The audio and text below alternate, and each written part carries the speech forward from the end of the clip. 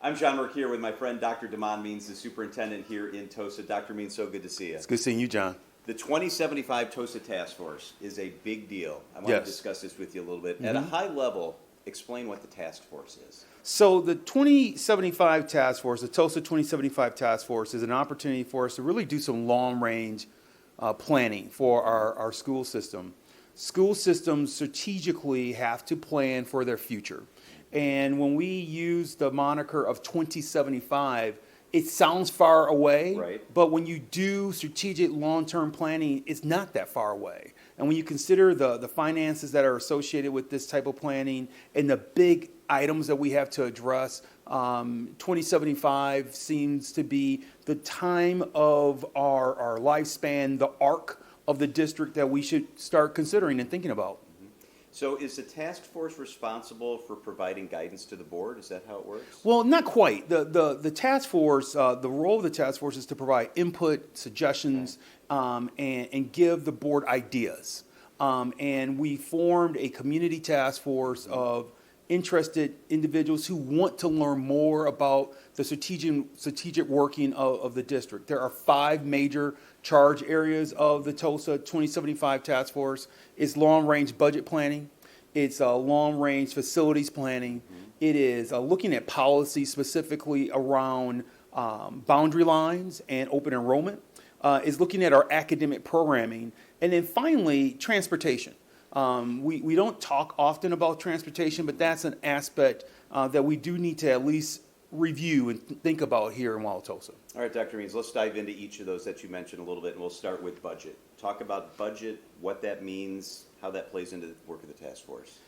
Well, in the state of Wisconsin, we have unfortunately seen a crippling effect of the state legislature's unwillingness to fund public schools. Since 2009, public schools have not received an inflationary increase to fund schools. And so what that means is that when we don't receive that inflationary increase, we're unable to pay teachers the fair market price. We're unable to invest in our schools. We're unable to refresh our curriculum. It just has a very significant and damaging effect on our public schools. And so for the last 15 some odd years, we've been dealing with that in Wauwatosa. But the time has come where the community has to take control over how we want to fund our schools moving forward. So there was a capital referendum when we talk about facilities back in 2018. When you think about the work of the task force, and one of the things you mentioned was facilities. Yes. Elaborate on that a little bit. What are they looking at? So I think the community deserves a lot of credit. In 2018, we did pass a facilities referendum that was one of the largest in the state at the time. And that facility allowed us to build 4 new schools. We're in one of them today, Underwood Elementary School. But that referendum, while significant and large, did not scratch the surface in terms of what we really have to do when you consider the fact that we have at least approximately $99 million in deferred maintenance at our schools. That's a big number. And please know how we're going to try to preface this in that it's at least approximately 99 million. We suspect that number will grow when you start considering hardscapes or parking lots that we have to address, and roofs, and athletic fields. When you start considering security upgrades, when you start considering those items, it adds up fast. It adds up, and we suspect that number will grow over time. So while that investment in 2018 was significant, and we should be proud of it as an investment as a community, there's much more for us to do.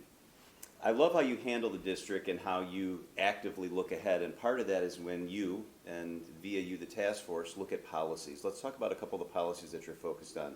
Maybe we can start with open enrollment. Sure. Open enrollment, which is policy 5113, is a statewide program. Open enrollment is a statewide program where every school district in the state of Wisconsin is obligated to participate in it. But our level of participation is unconventional. We have a high level of participation in open enrollment, and it helps us with a strategy to fill all of our schools with students. Those neighborhood schools. It helps us keep the schools full. And so what we have to do is really just take a step back and review our current strategy and determine as a community if that's the direction we want to continue to move in. The decision around 5113 has an impact on how many schools we have. Our current portfolio of schools that we have in the district may be impacted Right. by our level of participation in open enrollment. So that's why the conversation is so critical to our school district's future. Another critical conversation will surround boundary lines, another policy that Yes. the task force is looking at. Take us inside the discussion around boundary lines. It's interesting. Right before I came over, literally, I was reviewing a binder from the late 1990s, 1996, 1997, and it chronicles all of the different perspectives and how heated the discussion was in the late 90s around changing the boundary lines for the McKinley School area, Oh, where interesting. the McKinley School area was shifted from the east side and going to Longfellow and east to the west side. And going to Whitman and Wauwatosa West. It talked about the imbalance of the two high schools, where in the late 1990s, Wauwatosa East had an enrollment of nearly 1,300 students, where Wauwatosa West had an enrollment of nearly 800 students. Wow. And so there was significant imbalance. And so there were some hard discussions that our community had years ago. And there are interests among community members of having boundary line conversations again. We're here here at Underwood. There's interest of looking at how can we reconfigure the boundary lines between Eisenhower and Underwood. There are community members who live in the McKinley area that would like us to revisit the boundary lines that were set in the late 1990s. So I think there's a lot of opportunity for us to just re-examine boundary lines and determine if that is something that we desire to do as a community. Dr. Means, I know part of what you feel passionate about is the academic programming part of what happens in a vibrant district Yes. like you have here in Wauwatosa. Talk about the work of the task force and how that pertains to academic programming and what's being looked at. We have a robust academic program where we have a number of specialty programs in schools. We have a special program here called Underwood STEM. We have middle school STEM at both Longfellow and Whitman. We have a charter STEM school. We have a Montessori school. I think having all those programs are outstanding, and I would like us to maintain them. But we also have to keep in mind that we have to maintain a strong universal academic program as well. And so at the core, we have to decide, how do we want to invest our funds? When you look at the number of programs, not just those programs that I mentioned, but when you look at all the electives at the middle school and high school level, we offer a lot of programs that are not mandated by the Wisconsin Department of Public Instruction. And so we have to decide, do we want to, as a community, invest in our children at the rate that we are investing in them? I want us to continue to invest at that level, but it requires a financial commitment from the community. And so I'm hoping that the task force will guide us in a way where we can, in a very definitive way, state to our community and to our board that these are things that we believe in and that we want to continue to invest in. I think it is what makes Wauwatosa so special. And it is a special district. Transportation is Yes. another thing that's being discussed, and especially the way open enrollment is implemented here in Tosa, it leads to interesting discussions about transportation. What is the task force looking at when it comes to transportation in the district? So Wauwatosa is one of 16 cities in the state of Wisconsin that is considered a city of the second class. And per the state statutes, a city of the second class or the city of the first class, and there's only one, and that's Milwaukee, is a city of the first class. There's something in the law that states that you can utilize the city option.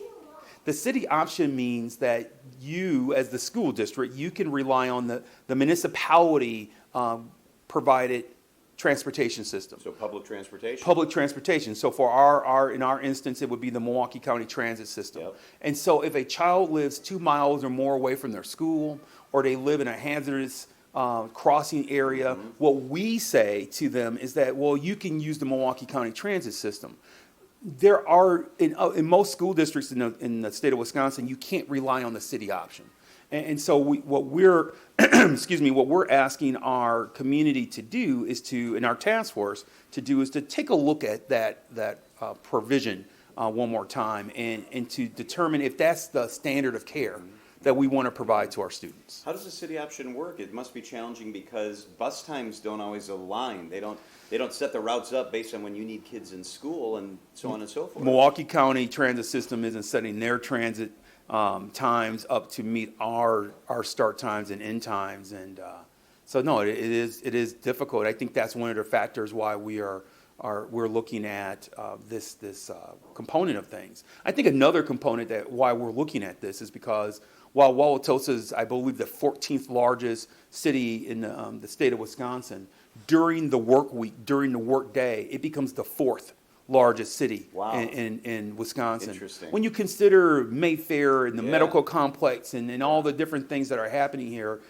you consider the traffic flow, it becomes very dicey to have children walk and for families to try to navigate through all the different issues that we have. And so what I would say is that that's another factor as to why we are looking at this transportation issue. So if people want more information, the community cares about this and feels passionately, how can people get involved if they want to find out more about the work of the task force? One of the reasons why I'm so grateful and excited to be the superintendent in Wauwatosa is because everyone is passionate about public education here in Wauwatosa. And so we've created an opportunity for our community to weigh in on this important discussion.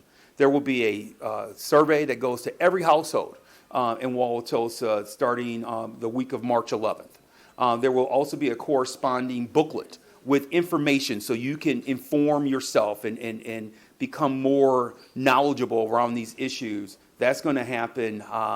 That's going to happen and come out the week of March 11th as well. The board is also hosting listening sessions in the month of May and June where they can hear from the community.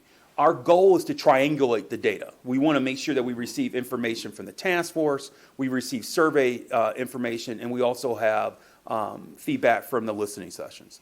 There will be 3 of those listening sessions. For information on that and information on the task force, the best way is the website. It's wauwatosaschools.org. Robust, great website, wauwatosaschools.org. You can get everything you need there.